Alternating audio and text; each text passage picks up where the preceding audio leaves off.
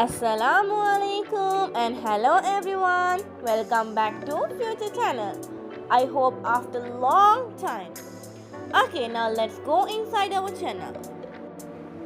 Guys, today let's see how to make ayurvedic medicine for cough, cold and throat pain. Just simply with two things, mint leaf and honey. And guys, I think because of this climate, everyone gets same cough, cold and throat pain. So simply go with our ayurvedic medicine. Okay, now let's see how to make.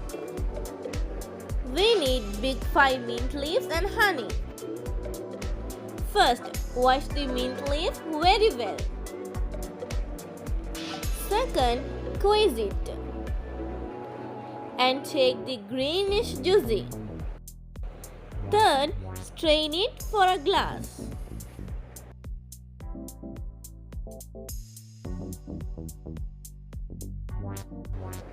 And add 1 teaspoon honey. At last, mix them well. Now it's ready. Guys, important. Children above 2 years should take 1 spoon for a day 2 times. Children above 3 years should take 2 spoons for a day 2 times. Okay friends, meet you all with next precious video. Please do comment and like. Thank you.